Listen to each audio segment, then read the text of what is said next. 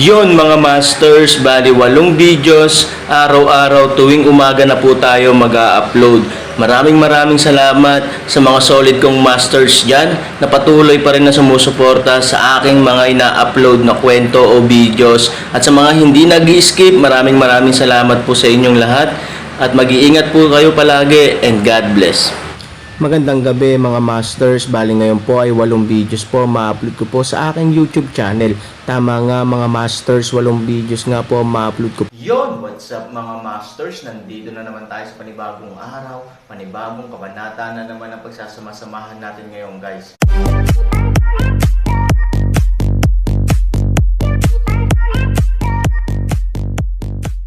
Bali mga masters, kung bago ka pa lang po sa aking YouTube channel, please click the subscribe button, lalong-lalo na po yung notification bell guys, para maging connected pa rin tayo sa isa't isa at maging updated kayo sa mga susunod ko pang video. Bali mga masters, bago natin umpisahan ng kwento ay mag-shoutout po muna tayo para sa mga solid nating tagapakinig. Shoutout kay Jefferson San Agustin at shoutout kay John Ryan. Yun na nga mga masters, no? Bali hindi na ito patagalin. In 3, 2, 1, let's go!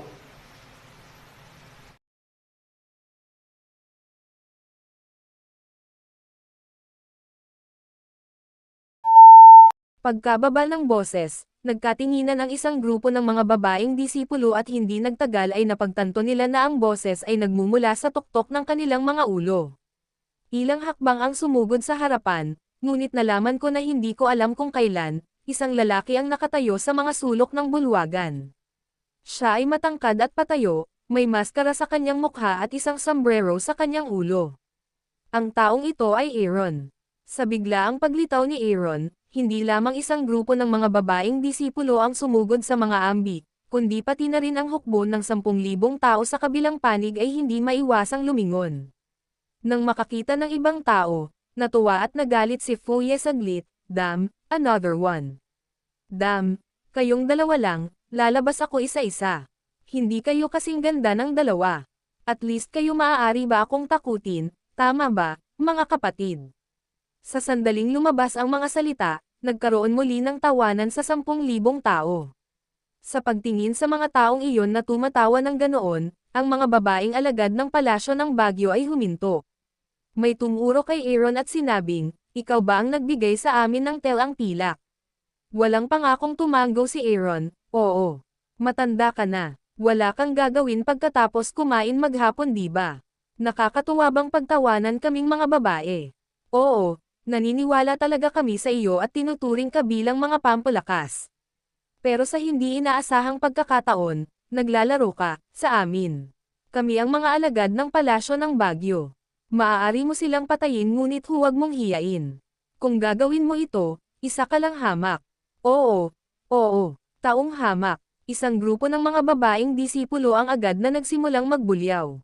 Hindi galit si Aaron. Pagkatapos ng lahat, mula sa kanilang pananaw, ito ay naiintindihan.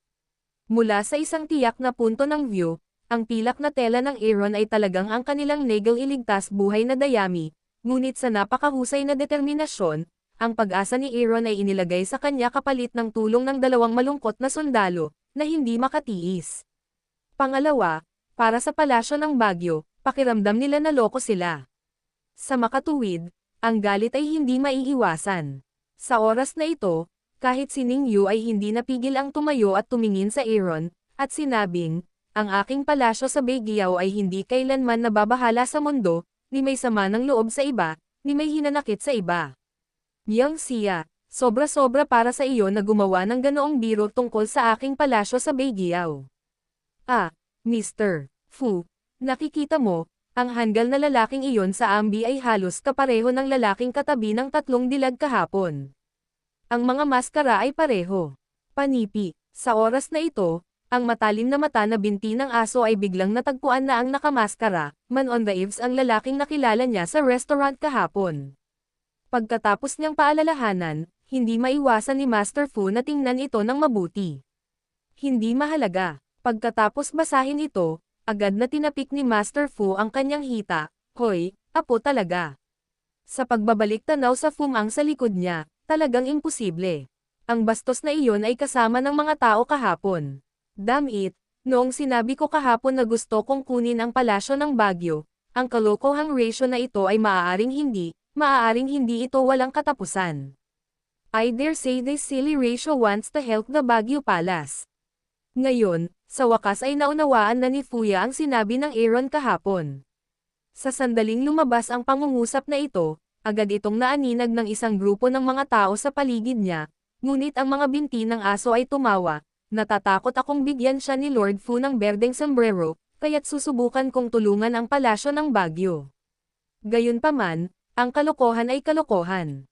Kung ayaw mong maging berde ang ulo, kailangan mong tingnan kung gaano karaming mga tao ang makakatulong sa iyo ng mga taong nakarinig ng talumpati, muli silang nagtawanan. Para sa kanila, Aaron na may 2 tao upang makatulong, ay katumbas ng isang itlog laban sa isang bato. Ito ay hindi lamang isang pag-aaksaya ng pagsisikap, ngunit isang paraan din upang mamatay. Hoy, hindi ko akalain na lalaki to. Matagal na akong nanggugulo. Ikaw pala to. Bakit? Natatakot akong bigyan ka ni Lord Fu ng green na sombrero. Dumating din si Fu, interes sa oras na ito, at tinatawag na around.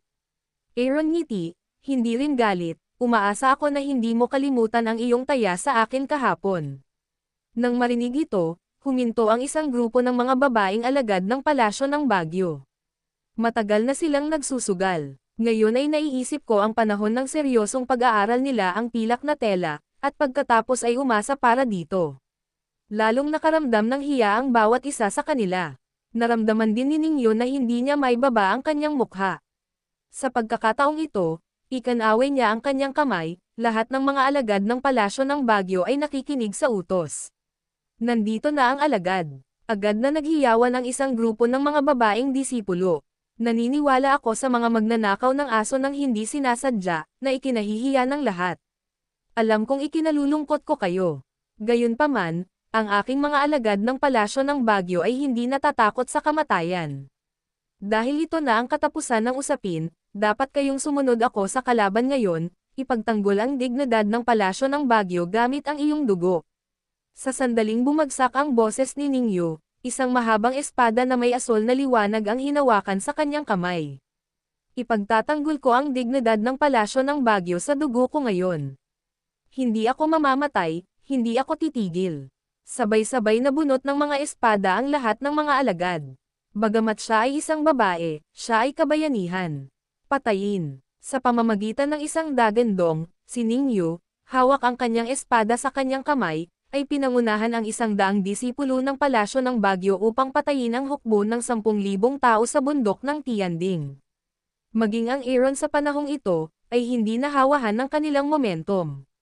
Para sa isang sandali, siya ay isang maliit na nasa sabik babae, huwag hayaan ang mga lalaki, ito ay kaya. Sa harap ng nagmamadaling mga alagad ng palasyo ng Baguio, si Master Fu ay nagbigay ng malamig na ngiti, higit sa sukat.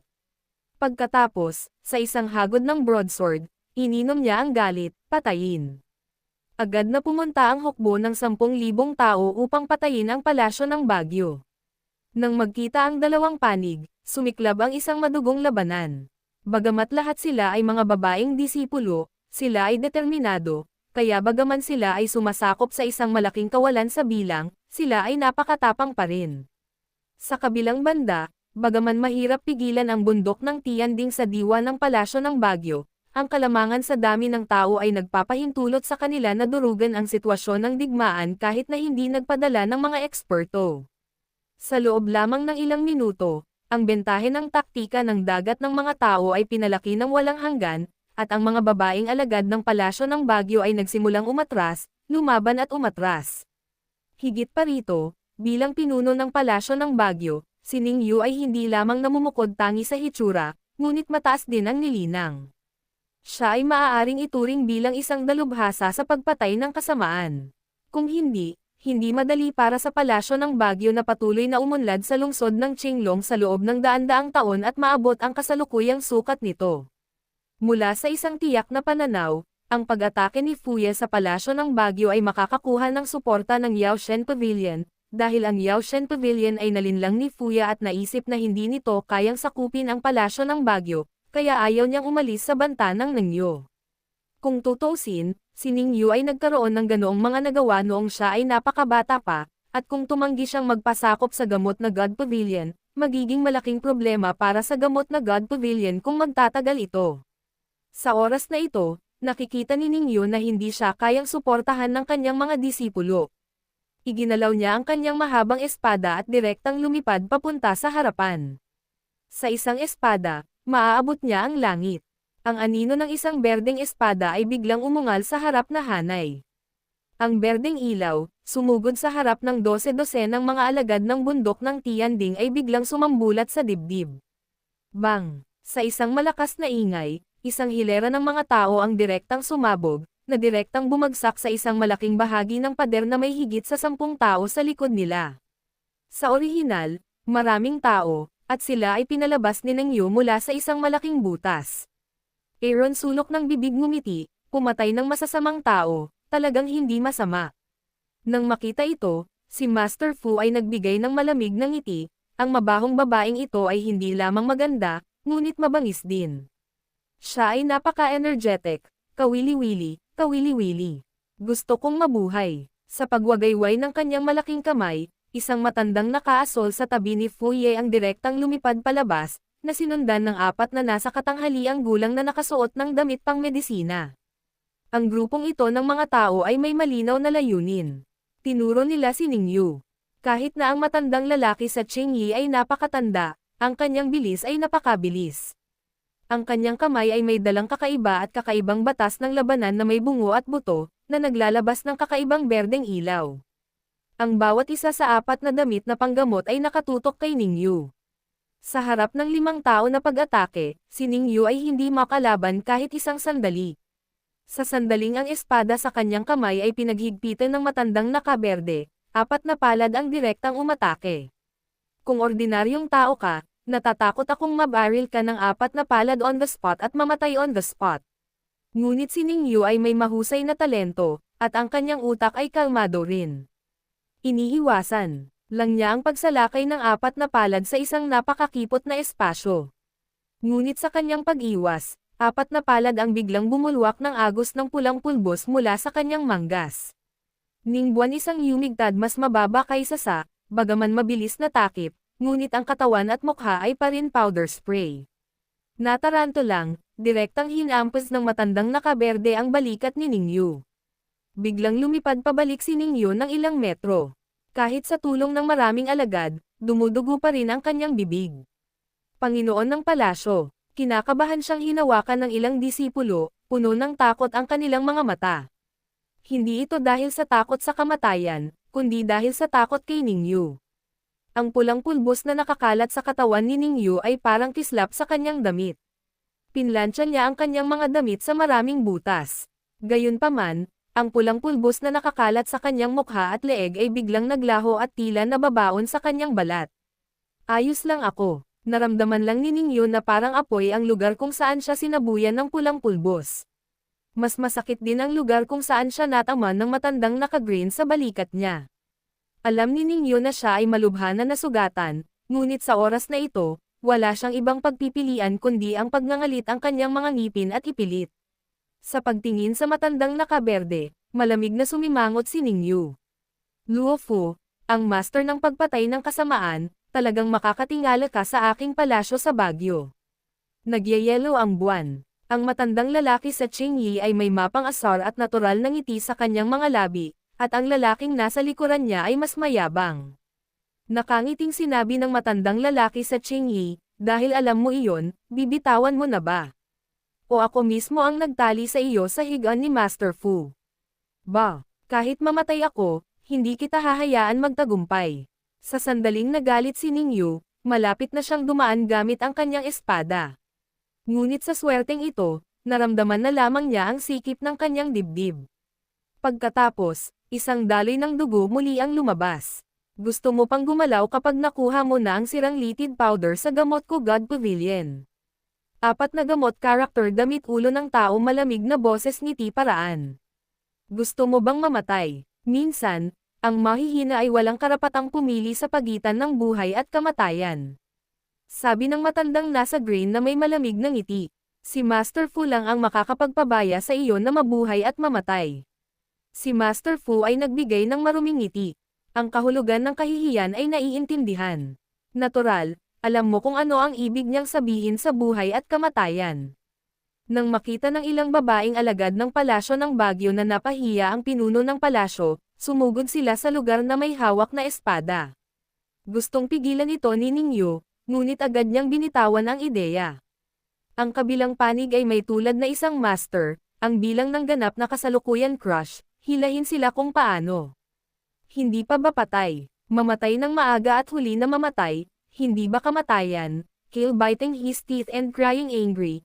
Even if he can't lucky, Ningyu will fight to the end and mamamatay together with his disciples. Naghahanap ako ng kamatayan. Huminga ng malamig mula sa gilid ng kanyang bibig ang matandang nakasuot ng damit ni Green. Tumalikod siya at tumalon sa isang grupo ng mga tao.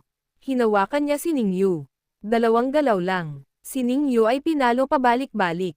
Gayunpaman, sakto nang muling tumama ang matandang lalaki sa Qingyi, biglang lumitaw ang isang madilim na anino, at pagkatapos ay ang kamay na katumbas ng matandang lalaki sa Qingyi na magkaharap na may mabangis na ngiti, ang matandang lalaki sa mukha ni Green. Nilinggan niya ang anino sa harapan niya, bigla siyang nakaramdam ng matinding kirot sa palad ni Bang, palad ng kamay ng kanyang kalaban sa sandaling matamaan niya ang kakaibang puwersa. Hindi niya napigilan, kaya't diretso siyang napaatras ng ilang hakbang, sa wakas ay napatatag ng matanda sa Qingyi panatilihing kontrolado ng kanyang mga paa ang sentro ng grabidad. Nagulat ang matandang lalaki sa Qingyi, good internal power, hindi ba tinuruan ka ng nanay mo na huwag magpatalo ng babae? Sa harap ng katawan ni Ningyu ay ang figure sa ambi. Sa oras na ito, bigla niyang nalaman na ang figure ay napakalamig at matangkad, hindi nagsalita ang matandang nakaberde, bagamat nasaktan siya sa pangungusap na ito, kaya niyang tignan mo lang yung lalaking nakamaskara.